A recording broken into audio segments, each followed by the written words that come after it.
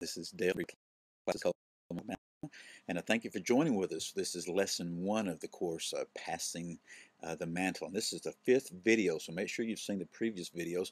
Also, read today's passage before we go through our time together right here and see what the Lord speaks to you, okay? Just don't trust me and depend upon what I'm saying. Read it yourself and ask the Lord to give you understanding, and He'll do it. So what we see at the beginning of the 3rd chapter here is that Jehoram, the son of Ahab, becomes king of Israel at Samaria. Now, you've already seen it. We're going to see even more kings with the same names. Sometimes they'll be the king of the north and king of the south, and they'll have the same name, and they're serving at the same time. The easy thing to do is just make sure you always say the same thing: Jehoram, king of Israel, or refer to the king of the north and the king of the south. Now, this king did evil in the sight of the Lord. All the kings of the north did evil and did bad in the sight of the Lord. But he wasn't like his father and mother. He wasn't as bad as they were. He did put away the Baal. In other words, he put away pagan worship, but he retained the false religion of Jeroboam. And we've talked about that before, but what happened with Jeroboam? He established his own religion in the name of the Lord. It was man's desire, man's way, like Cain did, of serving the Lord and of seeking the Lord. And that's what the problem was with the kingdom of the north, with the kings of Israel, was they retained this false religion. And so at this time, the king of Moab rebelled against Israel after the death of Ahab. They refused to pay. They had become a vassal state and were paying bribes to the king. They said, the king's dead, we're going to quit doing this. Well, Jehoram didn't want to do this, so he was going to go after him. So he musters all of Israel. He asked Jehoshaphat, the king of Judah, to join with him. And Jehoshaphat's response was, yes, I'll go with you. I am as you are. My people is your people. My horses is your horses. And they were of the same line, the same people. But Jehoshaphat likely should not have done that. And they said, well, Jehoshaphat said, which way shall we go?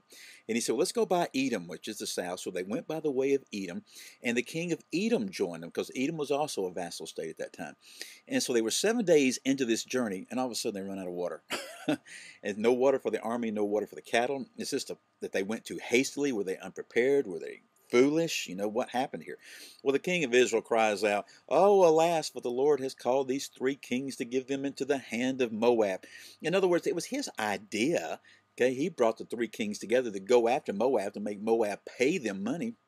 And now he's saying, oh, it's the Lord's fault. He's called us to do this. He's doing this to us. And the spirit of Eeyore jumps upon him. Oh, woe is me. Well, Jehoshaphat, king of Judah, said this: is there not a prophet of the Lord here, that we may inquire of the Lord by him? And this is the second of the 2 big things that I want us to see in this lesson. The first one was this: is there not a God in Israel? Well, yes, there is a God in Israel. Here's the second one: is there not a prophet of the Lord? Well, there is a prophet of the Lord, and the prophet of the Lord was Elisha. And they said, Elisha's here, the one that used to pour water on the hands of Elijah. In other words, he was a servant of Elijah, and he's here. So the 3 kings go down to Elisha. And Elisha looks at him, and looks at the king of Israel and says, what do I have to do with you? Why don't you go to the prophets of your father and your mother to resolve your issues and the problem? Well, the king of Israel just basically ignored him and said, no, no, no. The Lord has called us, and the Lord brought us together, and he's going to give us in the hand of Moab. He's just whining about this stuff. Elisha tells the king of Israel, said, the only reason I even look at you, the only reason I have anything to do with you, is because that Jehoshaphat, the king of Judah, is here, and I'm going to help you because of that. Elisha then requests a minstrel, a musician. And when the musician comes, the hand of the Lord comes upon Elijah. Now, let me just ask you some questions right here to be reflecting upon, take before the Lord. Where do you turn to in times of trouble? Do you trust in yourself, or do you trust in the Lord? Do you worship at all times? Do you realize that when you have a time of trouble and a crisis, that's one of the most intense times to go before the Lord in worship? And then these questions: will you prophesy the truth? Okay, prophesy means simply to speak forth the truth of the Word of God. Will you be known as the source of truth?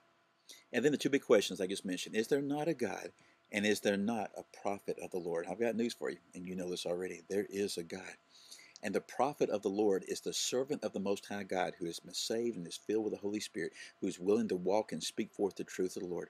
I pray that we all will do that. Again, I'm Dale from Cullman, Alabama, and I thank you for being with us, and I'll see you again next time.